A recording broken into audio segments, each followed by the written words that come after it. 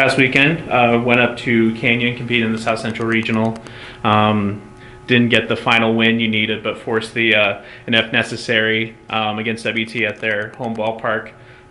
Talk about the weekend. Talk about the 8-0 run rule win to force the winner take all game, and just your thoughts on this season. Yeah, just super proud of our girls and the way they went up and competed all weekend. It was both regionals I'm sure were very tough, but we knew our region with Mesa and Lubbock Christian and West Texas A&M and us was going to be a dogfight, and man, what a dogfight it was. Every game, really except us blowing out WT 8-0, was a close nail-biter game, and it was a lot of fun to be a part of. I was just super proud of the way our girls went up and handled adversity, especially when you're playing West Texas A&M at their place.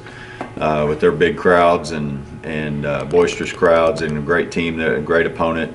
They always play really, really good there. And, we gave them everything that they could possibly want, that's for sure. And,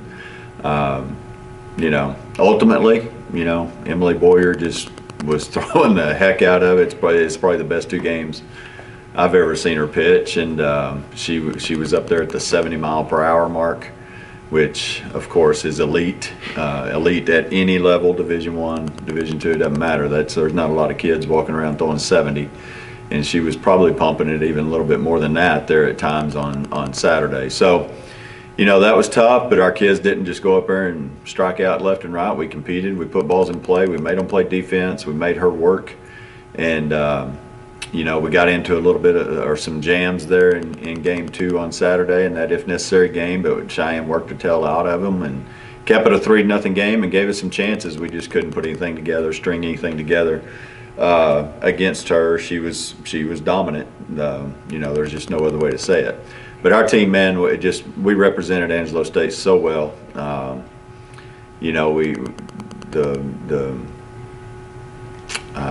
The tradition of this program was seen this past week, and I think people understand there's a reason why Angelo State softball is the way it is. When you kind of just look at the overall season, obviously it seemed like it was a one-man band for the first few weeks, but then really just the whole top of the order really started to get going, and it really just kind of influenced the bottom half of the order to really pick things up towards the end of the year. But by the end of the season, it felt like consistency was a big thing for you guys. Just how impressed were you with the ladies this year? Well, the top of the lineup was dynamic all year. There's no doubt about it, but definitely the last, 20 or so games, the bottom really produced for us, and that was huge. Carter Smith in particular stepped up and really had a good second half of the season. Abby Brand, she took her batting average from 170 something up to at one point 280, 270, and I think she finished somewhere in that 260 mark. And that girl caught every game all season long. We went 47-14 with it, 61 games. She caught every one of them. So what a season that is. I know offensively she wanted more, but to be able to raise your batting average late in the year after the fatigue that is taking place is impressive for her and what she's doing to be prepared. Lauren Dela Cruz continued to give us good at-bats. Zoe DeBaca continued to give us big hits. Got us going there in that run rule game. A 2-run single that was a shot off the third baseman's glove there in that first or second inning to get us going. Just that was fun to watch when we started producing a little bit more at the bottom, because you knew, okay, if we continue to pitch and play defense, which we did, this is going to be a good little run here in the postseason, and we did. I just hope people understand 47-14 in the Lone Star Conference regional championship. Against a team who's won 56 games and was ranked number 1 a lot of the year and never dropped below number 3 in the country. How impressive a season it was for our team and for these young ladies to go up and compete on the road at a difficult place to play at such a high level. You guys forced the if necessary game, obviously, with the run rule win. The second one in the last 3 weeks against West Texas, very impressive. But for you guys, leaving Cheyenne Floyd in there, was that just ultimately just still the best option for you guys to really try to pull that game back from West Texas? Well, we started Amelia Hathorn. Amelia threw a heck of a game, probably her best game as a Angelo State Rambelle.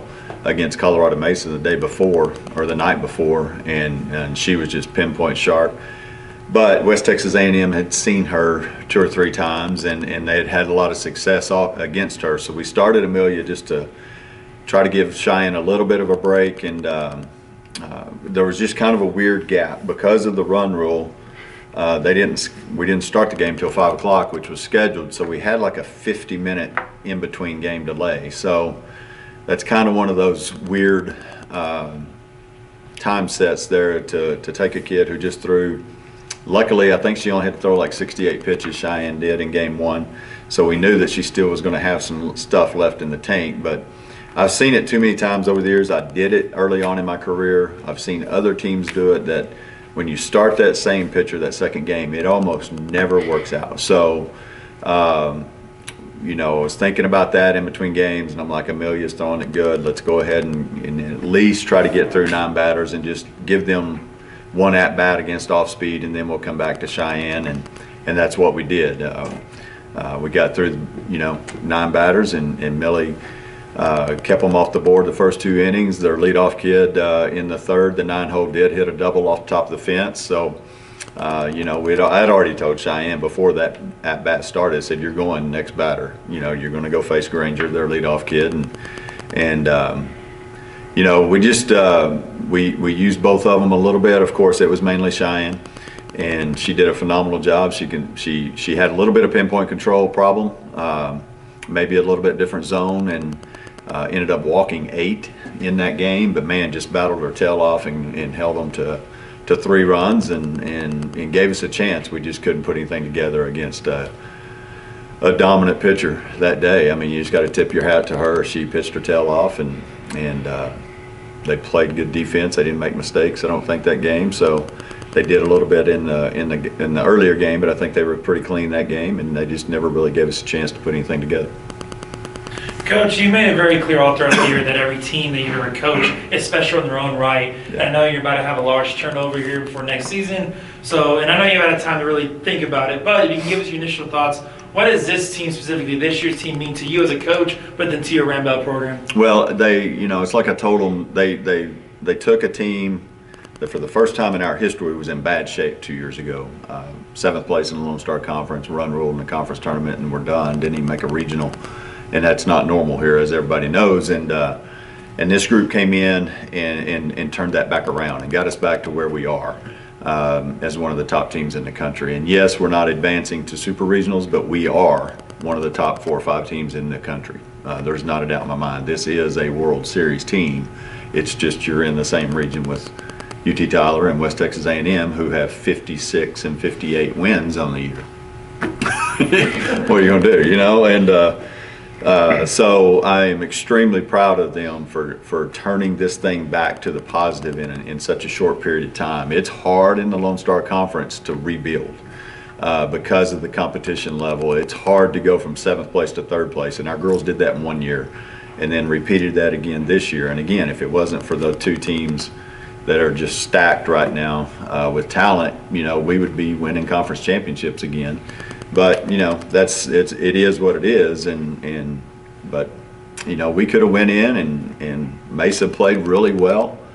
We could have tanked in those 2 games. Instead, we found a way to win those 2 games and found a way to, you know, barely lost, what was it, 2-1 to West Texas A&M in that winners bracket game, and then, you know, to beat them 8-0 and then lose 3-0, man, that's, you know, you're one of the best teams in the country. There's no doubt about it. And doing that on the road, not doing that here at home, doing that on the road. So, you know, just very proud of them, but I'm more impressed with who they are off the field. You know, this group they have matured. They're a strong faith-based team, and they're not afraid to admit it. And that's something that I'm proud of, the confidence of watching them. You know, a lot of them wore their eye black or face paint, whatever you want to call it, and egg crosses on their cheek. I mean, they're just not afraid to represent who they are and what they believe in, and that's something that, you know, obviously as a coach that, you know, I'm proud of. What are some of the things you're going to take from this group of young ladies and kind of, put towards the next team, kind of, look at from a microscope? Well, I'm already ready to get started next year because there's going to be so many new faces, and that, as a coach, that's exciting because you get to coach. When you have a bunch of returners, it's like you got to come up with some stuff to keep them from getting bored because they've already heard it over and over. But we've got a talented group of people coming. We're still trying to fill in the final pieces to the puzzle. So we're trying to be picky there and waiting for that portal to really blow up when the Division I stuff gets in there. But I think, I know what this group has finished this season, and the way we finished our season, the way our fan base was. Our parents were awesome up there. We tried to get it to happen all year, but they were on their feet during lineups. They were cheering. I mean, that's the kind of environment I want at Meyer Field every game, and I know it's hard to do it every game, but that's what we're trying to create here. And I feel like that's going to carry over to next year, not just on our team, but in the bleachers. And that has a lot to do with, getting your kids motivated and getting them excited about playing and seeing people in the bleachers standing and clapping for them and cheering for them and all that. So a lot of positives happened this year. A lot of positive happened this weekend that we're going to carry into the future. And it's definitely, we got some talented kids coming back. There's no doubt about it. So adding some pieces to the puzzle and getting to the point where we can go and do what we did this year. And we beat UT Tyler once. We nearly beat them in the conference tournament. We beat West Texas A&M twice, and that's kind of what our goal is to get up there and win conference championships or win a regional tournament. Thank you, Coach. All right, thank you.